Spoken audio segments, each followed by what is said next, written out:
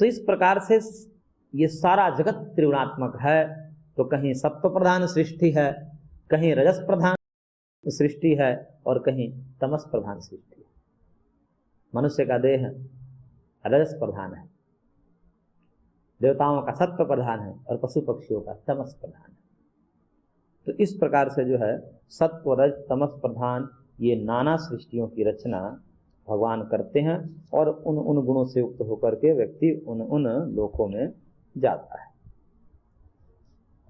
तो ये तो चाहे स्वर्गलोक हो या ब्रह्मलोक हो, ब्रह्मलोक पर्यंत कहते हैं बंधन ही है। आप ब्रह्मस्तंभ पर्यंतम तत्कृते सृष्टि आविवेकात् करके ब्रह्मा से तीन पर्यंत ये जो सृष्टि है भगवान की वो अविवेकमय है। यानी कि वहां के भी लोग अविवेकी हो सकते हैं। अपेक्षाकृत अविवेकी की बात कही, ऐसा नहीं है समझना चाहिए कि एकदम अविवेकी ही हैं। इतना भी ब्रह्मा जी को नहीं गिराना चाहिए। जैसा कि कई लोग ब्रह्मा जी को एकदम ऐसे समझते हैं कि एकदम निम्न स्तर के हैं, जैसे उन्हीं के जैसे हैं। बोलने वाले भी ऐसा बोल देते हैं जैसे कि ब्रह्मा जी तो एकदम क्षुद्र हैं। ऐसा नहीं है, पितामह है। समस्त देवताओं में, समस्त देव योनियों में जो उत्कृष्ट देव योनि है तो ब्रह्मा जी का है, ब्रह्म योनि है, सामान्य योनि नहीं है। जितने हे दृष्टि से लोग देखते हैं उतने हे दृष्टि है नहीं। तो अपेक्षाकृत उनको अविवेकी की बात कही गई है शास्त्रकारों ने। कभी कभी शास्त्रकार भी क्या कर देते हैं, महिमा देने के लिए देवता ऋषि इत्यादि जो हैं, जो सात्विक योनियां हैं, उनकी भी निंदा कर देते हैं। क्यों? क्योंकि वहां से भी राग हटाना होता है। तो राग हटाने के लिए क्या कर देते हैं कि उसकी निंदा कर देते हैं। अरे कुछ नहीं है, ये भी कुछ नहीं। ऐसा करने से क्या होता है कि सुनने वालों को लगेगा अरे तो त्याज्य है। कहने का तात्पर्य ऐसा नहीं है कि वो त्याज्य है, धार्मिक है सब। और ब्रह्मा जी महान भक्त हैं, उपासक हैं, तो भगवान के बड़े उपासक हैं, लेकिन उनको भी अविवेकी कह दिया महर्षि कपिल ने। ये महर्षि कपिल ही साहस कर सकते हैं कहने का, क्योंकि आप ब्रह्मस्तंभ पर्यंतम तत्कृते सृष्टि अविवेका, क्योंकि सब अविवेक से सृष्टि होती हैं। और ब्रह्मा जी को भी अविवेकी बता दिया। लेकिन ऐसा नहीं समझता नहीं कि हम आपके जैसे अविवेकी नहीं हैं। वो जब चाहें तब अपने अविवेक को विवेक में बदल करके मुक्त हो जाते हैं। ऐसा ही वर्णन आता है कि ब्रह्मा जी को जब समय हो गए, उनको लगा अब समय पूरा, तुरंत असंप्रज्ञात समाधि लगाए, भगवान में विलीन मुक्त। वो सामान्य कोटि के व्यक्ति नहीं, ईश्वर कोटि के व्यक्ति हैं, वो देव कोटि के व्यक्ति हैं। तो अपेक्षाकृत कह दिया गया है। जैसे ये सूत्रों में भी, योग दर्शन के सूत्रों में भी कभी कभी जैसे तदपि बहिरंगम निर्विजस्य, वहां पर जो है ध्यान धारणा समाधि को पहले अंतरंग बताया और फिर उसको भी निर्वीज समाधि की अपेक्षा कर दिया कि ये भी बहिरंग है। मतलब एक दूसरे की अपेक्षा से यहां बात है। ऐसा नहीं समझना चाहिए कि एकदम अविवेकी ही है। तो एक दूसरे की अपेक्षा से, जैसे अरबपति की अपेक्षा करोड़पति गरीब है ना, लेकिन वह गरीब क्या जो है, एक गरीब जो होते हैं वैसे गरीब है क्या? अब वो कह दिया गया वहां, क्योंकि अरबपति की अपेक्षा से करोड़पति को गरीब कहा गया है। लेकिन सुनने वाले क्या समझते हैं जैसे कि वो गरीब ही है, कटोरा मांग कर भीख मांग रहा है। ऐसा थोड़ी है। तो ऐसे ही ये योनियां नहीं है, ब्रह्मा आदि योनियां ऐसा नहीं है। इसको इतना भी है नहीं समझना चाहिए। ये बहुत ऊंची योनियां हैं और इसलिए उनको मुक्तात्मा भी कहा जाता है। ब्रह्मलोक में जो योनि जाते हैं, क्योंकि बाद में ब्रह्मलोक में गति बताई गई है उपासक की, तो वहां उपासक ही जाते हैं ब्रह्मलोक में। जो वितर्क विचार आनंद अस्मिता इन समाधि से युक्त होते हैं वो जाते हैं ब्रह्मलोक में। ब्रह्मलोक ऐसा ही समान नहीं है। बाकी स्वर्ग आदि लोक में तो ये जो है पुण्य कर्मी जाते हैं, जिन्होंने स्वार्थ पूर्वक कर्म किया है, स्वार्थ पूर्वक जप किया है, स्वार्थ पूर्वक हवन किया है, स्वार्थ पूर्वक व्रत उपवास किया है, स्वार्थ पूर्वक दान पुण्य किया है, तो मेरे को स्वर्ग मिले, वो लोग जाते हैं। लेकिन जो निस्वार्थ भाव से कर्म करता हुआ भगवान की उपासना की है, भगवान की भक्ति, कोई कामना रख करने की, भगवान की भक्ति बस भगवान के लिए और किसी भी चीज की प्राप्ति लिए, तो ऐसे लोग जो है अपने अपनी स्थिति के अनुसार उन लोगों में जाते हैं। ऐसा सब शास्त्रों में विस्तार से इसका वर्णन आता है। हालांकि उसको भी बंधन कहा जाता है। ब्रह्मलोक तक बंधन इसलिए कहा जाता है कि 99% वहां पर जो है मुक्ति है, लेकिन 1% वहां भी संभावना है बंधन होने की। इसलिए महर्षि कपिल ने विकल्प ही नहीं छोड़ा, बोले कि वो भी है समझो। इसलिए सीधा यहाँ पर सीधा संप्रज्ञात समाधि के द्वारा मुक्त होने की कोशिश करो। संप्रज्ञात समाधि, वितर्क, विचार, आनंद, अस्मिता, इनके भी चक्कर में मत पड़ो। तस्यापि निरोधे सर्व निरोधान निर्बीज समाधि, महर्षि पतंजलि ने कहा, इनसे भी मुक्त हो जाओ। यानी कि जो आत्मज्ञान है, उस आत्मज्ञान से जो एक संप्रज्ञात समाधि में एक विवेक ज्ञान उत्पन्न होता है, उसे आत्मज्ञान कहते हैं। तो कहते हैं इस आत्मज्ञान से भी जो वितृष्ण हो गया, वैराग्य हो गया, तब कहते हैं कि अब पर वैराग्य हुआ इसको। तो उस आत्मज्ञान से भी जब एक विरक्ति होती है, तब जाकर के भगवत साक्षात्कार होता है। वहां तक जाओ। महर्षि कपिल उसी का पुरजोर समर्थक है। कह रहे आत्मज्ञान नहीं, परमात्मा ज्ञान, वो भी सगुण ज्ञान नहीं, निर्गुण ज्ञान करो। अपने उपासना को सगुण से निर्गुण में बदलो। जब तक निर्गुण उपासना में नहीं बदलोगे, तब तक मुक्ति नहीं हो सकती। तो सगुण वाले कहाँ जाते हैं? ब्रह्मादि लोकों में जाते हैं। अब ब्रह्मादि लोकों में जाकर के और फिर तत्र प्राप्त विवेक से अनावृत्ति श्रुति, वहां पर भी बताते हैं कि ऐसा नहीं है कि वहां से अधिकतर लोग तो मुक्त ही हो जाते। हो सकता है वहां प्रमाद हो या भगवान का जैसा आदेश हो, तो लोग नीचे आ जाते हैं। नीचे आकर कुछ नरलीला कर देते हैं, तो हम उसको भगवान कह देते हैं। नरलीला करके अब चले जाएंगे, भगवान के आदेश से कि जाओ भाई वहां देख लो। तो वैसे ऐसे विलक्षण कार्य जन्म से ही कर देंगे कि सामान्य मनुष्य के लिए दुर्लभ। तो सामान्य नहीं होते, सब देव को होते। इसलिए भीष्म आदि जो है सामान्य व्यक्ति नहीं, ये विदुर आदि भी सामान्य व्यक्ति नहीं। विदुर के विषय में तो कहा जाता है कि साक्षात यमराज ही थे। यमराज से भी गलती हो गई थी। एक बार एक ऋषि थे, उनका नाम था मांडव्य ऋषि। वो मांडव्य ऋषि को उन्होंने गलत फैसला सुना दिया। उन्होंने बचपन में कोई गलती कर दी थी। बचपन में बच्चे गलती कर देते हैं कि एक कीड़े को जो है बचपन में ऐसे सीख घुसा करके उसको खेल खेल में मार दिए। बचपन में हो ही जाता है। उसकी सजा यमराज ने सुना दी कि उनको सूली पर चढ़ा दिया और उनके गुदा मार्ग से ऐसे भाला निकाल के सर से निकाल दिया और इतना भयंकर पाप सजा दे दी। गलती हो गई उनसे। तो उनका ये परिणाम हुआ कि आपको मनुष्य जन्म लेना पड़ेगा, क्योंकि अनजाने में जो गलती होती है उसके लिए भाई जज की भी तो मर्यादा है। जज की मर्यादा है कि भाई जो अनजाने में पाप होते कहते हैं उसको उसका फल स्वप्न में दे दिया जाता है कि स्वप्न में दे दो, स्वप्न में थोड़ा दुख हो जाए फिर टूट जाएगा सपने। तो लेकिन उन्होंने साक्षात दे दिया, इसलिए उनको बनना पड़ा, विदुर के रूप में आना पड़ा। तो ऐसे ये सारे पात्र हैं और मुख्य मुख्य पात्र ये सामान्य नहीं है, ये विशेष लोग हैं। तो इस प्रकार से जो है इसको बंधन का कारण कह दिया गया है कि यहाँ से लेकर के मनुष्य से लेकर के तृण से लेकर के ब्रह्मा पर्यंत सब सारी योनियां क्या है? बंधन में है, क्योंकि सत्व रजतम का ही खेल है। सत्व रजतम के यहाँ वहाँ शरीर है, लोक है, इसलिए बंधन में। तो अब इससे ऊपर कैसे उठे, मुक्त कैसे हो? क्योंकि सब तो त्रिगुणों का खेल है, त्रिगुणों में ही बरत रहा है सारा संसार। चतुर्दश भुवनात्मक ब्रह्मांड त्रिगुणों में ही बरत रहा है। तो त्रिगुण से पार कैसे जाए, फिर मुक्त कैसे हो? वहां भी जब दुख है तो फिर मुक्त कैसे हो? तब उसके लिए भगवान यहाँ पर कह रहे हैं श्लोक संख्या 19 में, नान्यम गुणेभ्यः कर्तारं यदा दृष्टानुपश्यति गुणेभ्यश्च परं वेत्ति मद्भावं सोऽधिगच्छति। कह रहे हैं भगवान कि यदा दृष्टा, जब ये दृष्टा यानी कि जीव का स्वरूप ऐसा दृष्टा कहा जाता है, इसलिए दृष्टा सब मतलब जीवात्मा। जब ये जीव गुणेभ्यः अन्यम कर्तारम न अनुपश्यति, जब ये जीव ये समझ जाता है कि गुणों से अतिरिक्त और कोई करने वाला नहीं है, यानी कि गुण ही सब कुछ कर रहे हैं, मैं कुछ नहीं कर रहा हूं, इस तत्व का बोध जिसे हो गया, आत्मसात कर लिया, जान लिया, केवल शाब्दिक रूप से नहीं, अनुभव कर रहा है, कर्म करते हुए ये सोच रहा है कि मैं कुछ नहीं कर रहा हूं, ये तो सब मेरे मन में भगवान प्रेरणा दे रहे हैं, मेरे शरीर में सामर्थ्य दे रहे हैं, वो बल वेग दे रहे हैं कि मैं रुक ही नहीं पा रहा।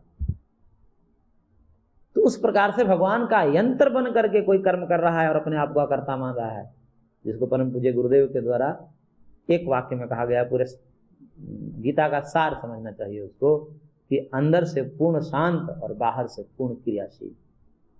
अंदर से शांत का मतलब मैं कुछ नहीं कर रहा हूं, और बाहर से पूर्ण क्रियाशील मतलब शरीर आदि लगा है कर्म में भयंकर। तो शांत का मतलब मैं कुछ नहीं कर रहा हूं, और क्रियाशील का मतलब बाहर से सब कुछ शरीर के द्वारा निठल्ला नहीं बैठना है।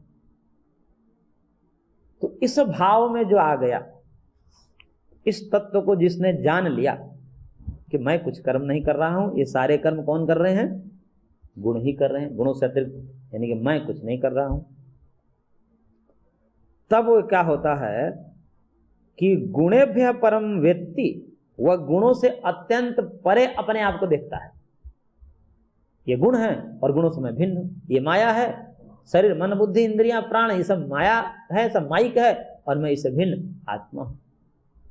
सारे काम किससे होते हैं? या तो शरीर से, या वाणी से, या मन से। आत्मा से कौन सा कर्म होता है? आत्मा से कोई कर्म ही नहीं होता। कोई भी कर्म, आत्मिक कर्म ऐसा विभाग किया गया है, तीन ही प्रकार के कर्म किया था। मनसा वाचा कर्मणा, कर्मणा अर्थात शरीरेण, शरीर से। मन वाणी शरीर से ही कर्म होते हैं, आत्मा से कर्म होता है ऐसा तो कहीं नहीं गया। क्योंकि आत्मा स्वरूपता अकर्ता होता है, इसलिए ये गुण ही आपस में बरत रहे हैं। गुणों से भिन्न मैं हूं और मैं तो अकर्ता हूं, इसलिए अंदर से शांत रह करके, अकर्ता रह करके कर्म करना। ये बहुत बड़ा स्टेटमेंट है परम पूज्य गुरुदेव का। अकर्ता होकर कर्म करना, यंत्र की भांति कर्म करना, ये पूरा गीता का सार है। इसलिए गीता को पूरा पूरा घटाना है वर्तमान युग में, तो एकमात्र व्यक्ति इस लोक में अभी वर्तमान हमारे समक्ष उपस्थित है, परम पूज्य गुरुदेव महाराज। उनमें पूरी गीता आपको, गीता पढ़ते समय कोई भी व्यक्ति उदाहरण के रूप में आपको मिलेगा तो सामने आएंगे वो। एक तरफ जैसे युद्ध चला, भगवान कृष्ण को देखिए, सब चल रहा है, सब हो रहा है, मार काट सब कुछ चल रहा है, तो बताइए युद्ध करवाने पर तुले हुए हैं। और भगवान युद्ध करवाने पर तुले पड़े हैं, करो मारो। वो करेगा नहीं, हिंसा हो जाएगी, तो नहीं मारो, तो पाप हो जाएगा। नहीं, विधि बता रहा हूं कैसे मारो, पाप नहीं लगेगा। अब विधि बता रहे हैं, न्यूट्रल होकर मारो, राग द्वेष रहित होकर मारो। तो राग द्वेष होकर के यदि रहित होकर के मर्डर भी कर दिया जाए तो दोष नहीं होता, क्योंकि क्रोध पूर्वक बदले की भावना से जो कृत्य होते हैं वही अपराध माने जाते हैं। जैसे मान लीजिए हम जा रहे हैं, रास्ते में जा रहे हैं, और कोई ना राग है ना कोई द्वेष है, अचानक जो है पैर के नीचे कोई चींटी दब गई, अब हमें पता ही नहीं है। हमने चींटी को ऐसा मारा थोड़ा, जैसे कोई व्यक्ति जोर से पैर से प्रहार करे धरती पर मारने के लिए, तो वो कहता है कि क्रोध आया पहले और द्वेष पूर्वक उसने प्रहार किया और मार दिया। तो यहाँ तो द्वेष है, अब ये पाप लगेगा उसी चींटी को मारने में। लेकिन जा रहा था, कोई भाव न, कोई राग न, कोई द्वेष, अचानक हो गया, उससे थोड़े पाप लगता है। कोई राग न द्वेष, आप ऐसे हाथ किए और पता चला कि उसे नीचे मच्छर आ गया। अब इसमें आपको मारने का था ही नहीं, हाथ ऐसे गया नीचे आ गया। कभी कभी ऐसे ऐसे खुजलाते हैं तब तक उसी के नीचे आ जाता है मच्छर, मर गया बेचारा। अब इसमें कोई भाव नहीं था, न राग है न द्वेष है, न्यूट्रल दशा में ये हो गया, इससे पाप नहीं लगता। और वही बैठा हुआ है, हमने देख लिया और फिर ऐसा करते हैं, ये ऐसा क्रोध आया यानी कि द्वेष है और मार दिया, अब मारा, ये पाप हो गया। तो ये अंदर के भाव से निर्भर करता है कि पुण्य कहाँ होता है, पाप कहाँ होता है। तो वही भगवान ने सिखाया कि इस भाव से यदि कर्म करोगे तो पाप नहीं लगेगा। तो ये होता है कि समत्वम योग उच्यते, ये पूरा सार है ना, समता में रह करके अंदर से पूर्ण शांत मतलब समत्व। तो उस प्रकार से जो है कोई कर्म करता है तो उसको जो है पाप नहीं लगता। और भगवान कहते हैं किस प्रकार से वह गुणों को ही कर्ता समझ रहे हैं और गुणों से मैं भिन्न हूं, मैं अकर्ता हूं, गुण ही गुण आपस में बरत रहे हैं और मैं अकर्ता होकर कर्म कर रहा हूं, ऐसे व्यक्ति मद भावम अधिगच्छति। भगवान कह रहे हैं कि ऐसा व्यक्ति कहाँ मेरे ही भाव को प्राप्त होता है, यानी कि वो ब्रह्म भाव को प्राप्त होता है, यानी कि वो मोक्ष को प्राप्त होता है।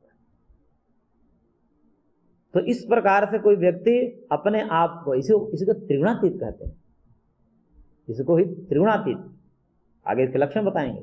अर्जुन पूछेगा क्या लक्षण होता है, तो लक्षण बताएंगे।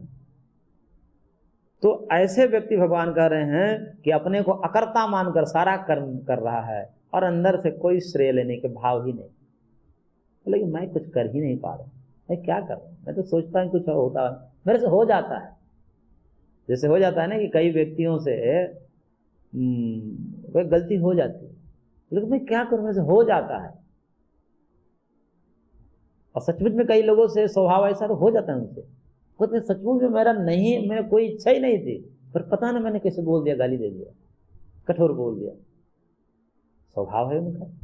ऐसे ही किसी का स्वभाव होता है जन्म जन्मांतर का, उसने कर रखा है ऐसा, जन्म जन्मांतर गलत अभ्यास से इस जन्म में भी वो आगे अनजाने में हो जा रहे हैं।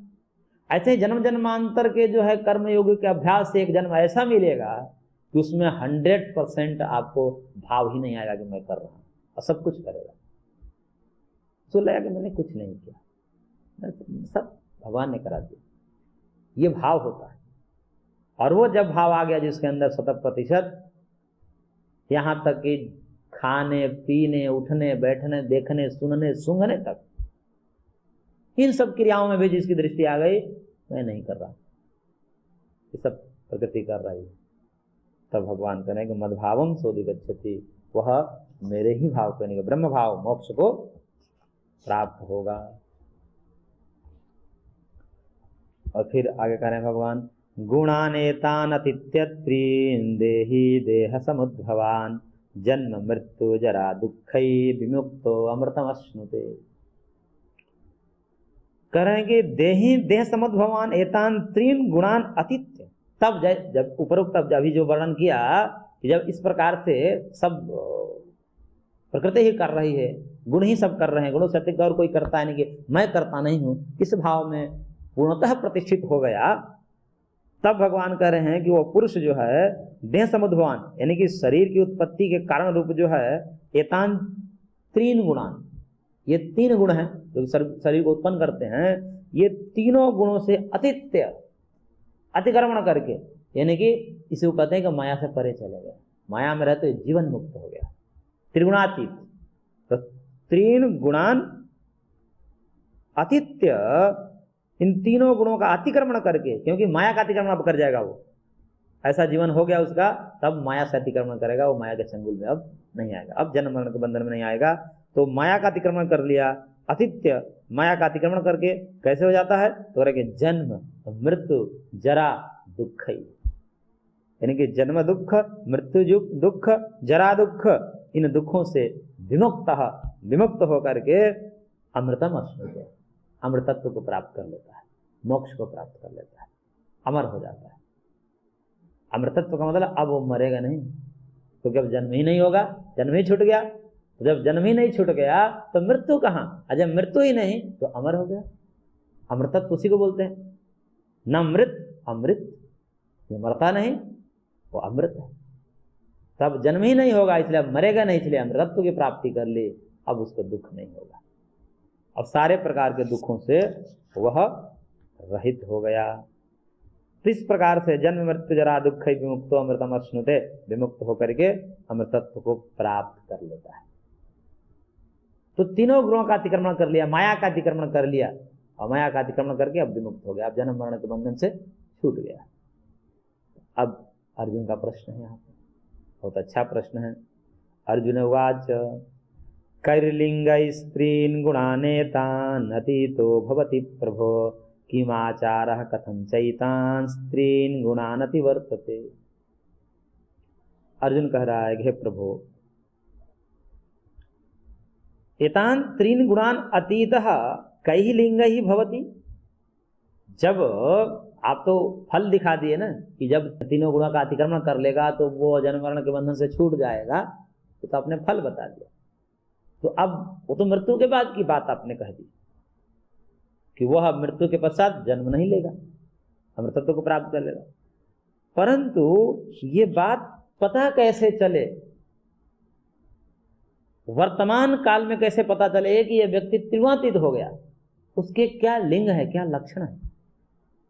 तो एतान त्रीन गुणान अतीतः कई लिंग ही भवति, किस लक्षण वाला वो होता है वह त्रिगुणातीत व्यक्ति, किस लक्षण वाला, जिसको जीवन मुक्त हम कहते हैं, वो किस लक्षण वाला होता है? पहला प्रश्न किया। दूसरा प्रश्न किया किम आचार, उसके आचरण कैसे होते हैं, वो कैसे कर्म करता है, ताकि हम पता लगा पाए कि ये त्रिगुणातीत है। तो उसके आचरण कैसे, उसके कर्म कैसे हैं? किम आचार, हे प्रभु कथम एतान त्रिगुणादि वर्तते, और ये बताइए कि यदि तीनों गुणों का अतिक्रमण कर लिया है, अमुक अमुक उसका आप स्वभाव बताएंगे, तो आप ये भी बताना कृपा करके कि वह किस प्रकार से अतिक्रमण किया है, कौन सा ऐसा यत्न किया है, कौन से ऐसे साधन किया है, कि वो किस प्रकार से, किस उपाय से इन तीनों गुणों का अतिक्रमण कर दिया। तो तीन प्रश्न अर्जुन का है यहाँ पर। अब तीनों प्रश्न का जवाब भगवान क्रम से देंगे, दे रहे हैं आगे। श्री भगवान उवाच प्रकाशम च प्रवृत्तिम च मोहमेव च पांडव न द्वेष्टि संप्रवृत्तानि न निवृत्तानि कांक्षति। भगवान कह रहे हैं कि जो प्रथम प्रश्न किया अर्जुन ने, कई लिंग, किस लिंग वाला, किस लक्षण वाला, लक्षण बता रहे हैं भगवान। करेंगे हे पांडव, हे अर्जुन, प्रकाशम च प्रवृत्तिम च मोहम एव न संप्रवृत्तानि अनद्वेष्टि अनन्यवृत्तानि कांक्षति।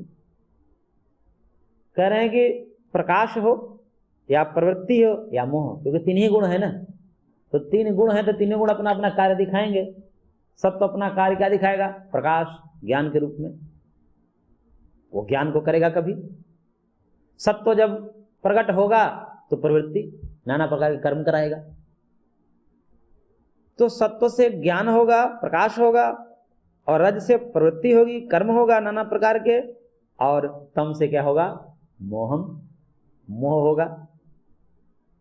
तो कहते हैं कि ये सारे कार्य उपस्थित होंगे प्रत्येक व्यक्ति को, क्योंकि प्रत्येक व्यक्ति का शरीर मन बुद्धि त्रिगुणात्मक है, तो ये त्रिगुण अपना काम दिखाए बिना रहेंगे नहीं। इसलिए कोई ऐसा न सोच ले कि हम तो बहुत बड़े धार्मिक हैं तो अब रजस हमें नहीं सताएगा, अब तमस हमें नहीं सताएगा, बीच बीच में आएगा, क्योंकि त्रिगुण का धर्म है, वो आएंगे ही। तो सात्विक धार्मिक व्यक्ति के भी जीवन में कभी ऐसा आएगा कि लोभ आने लगा, साधु बनने के बाद में भी लगेगा कि लोभ आने लगा। क्यों? क्योंकि त्रिगुण है, त्रिगुण में अभी बंधे हैं, त्रिगुणातीत अभी नहीं हुए, अभी साधक हैं, सिद्ध नहीं हुए हैं। तो साधु सन्यासी बनने के बाद भी लोभ हो सकता है, प्रमाद हो सकता है, मोह हो सकता है। ज्ञान है तब तो ठीक है, कोई बात नहीं, परंतु उनमें भी लोभ काम आदि आ सकते हैं, उनमें भी जो है निद्रा आलस्य तंद्रा आ सकती है। तो उस समय जो है आएंगे, क्योंकि धर्म है, परंतु उस समय आएंगे तो वो कैसा करता है, उसके भाव क्या होते हैं, उस भाव को दिखा रहे हैं भगवान। तब समझना चाहिए कि तो आएगा, उसको भी आएगा। त्रिगुणातीत होने के बाद भी गुण सताते हैं उसको, गुण अपने कब्जे में, क्योंकि जब तक शरीर है तब तक कब्जे में तो रखते हैं। इसलिए कहते हैं कि इस प्रकार के भी योगियों का वर्णन आता है कि जब जीवन मुक्त हो गए तो जीवन मुक्त होने के बाद भी प्रारब्ध कर्मों के अनुसार उनको भोग भोगना पड़ता है। पूर्व जन्मों के जो प्रारब्ध कर्म हैं, संचित कर्म और क्रियमाण कर्म तो ज्ञानाग्नि में भस्म हो जाते हैं, परंतु प्रारब्ध कर्म भस्म नहीं होते, वो भोग से ही नष्ट होता है। इसलिए उसको शरीर धारण करना पड़ता है कि भोग लें, प्रारब्ध है। तो उस समय ऐसे योगियों को भी चर्चा शास्त्रों में आती है कि कहते हैं कि वो नाना शरीर एक साथ बना लेते हैं। तो उनको लगता है कि अब नहीं, अब समय कम है, अब हम समय ज्यादा व्यतीत यहाँ नहीं कर सकते, क्योंकि अभी इतने, वो तो अपने कर्म को भी देख लेते हैं। संस्कार साक्षात्कार पूर्व जाति जानम, पूर्व संस्कारों में संयम करके सब जान जाएंगे पूर्व कर्म में हमारे क्या क्या कर्म थे, क्या क्या कर्मों का क्या भोग होने वाला है, सब जान जाते हैं। तो उनको लगा कि अभी हमारी आयु इतनी वर्ष है, तत्व ज्ञान तो हो गया लेकिन अभी 10 वर्ष आयु है, 10 वर्ष अभी जीना है हमको, अब इतना हम जी नहीं सकते, अब इच्छा नहीं है, लेकिन कर्म भोगना पड़ेगा। तब कहते हैं कि वो नाना शरीर बना लेते हैं, बहुत सारे शरीर धारण कर लेंगे, एक साथ अनेक शरीर धारण कर लेंगे, तो जितना प्रारब्ध बचा था सब बंट जाएगा और एक साथ सबका भोग लेगा। तो कुछ ही दिनों में सारे प्रारब्ध खत्म। जैसे ज्यादा पैसा है तो ज्यादा, इतना पैसा है कि बहुत दिन चलेगा, वर्षों चलेगा, अब उसको खत्म करना है तो क्या करेगा, अपने ना खाकर भंडारा करा देगा, जाए एक दिन में खत्म पूरा। खर्च ही करना है तो ऐसे करके व्यक्ति पैसा अपना खत्म कर देता है।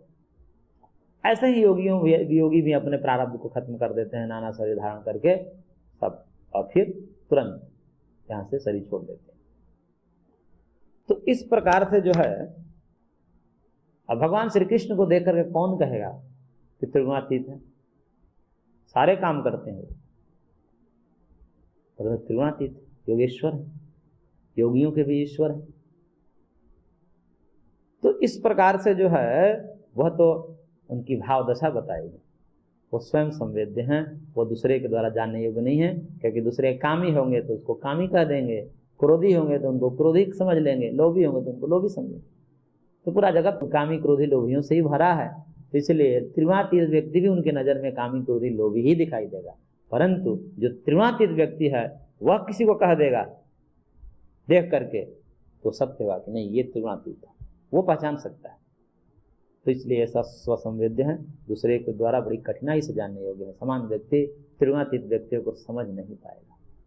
तो इस प्रकार से भगवान ने यहाँ पर त्रिगुणातीत के लक्षण बताए और आगे बताएंगे कि उसका कैसा व्यवहार होता है, कैसे त्रिगुणातीत हुआ जाता है, ये समस्त बातें आगे बताएंगे। आज की कक्षा को हम यहीं पर विराम देते हैं, शेष अगले अंक।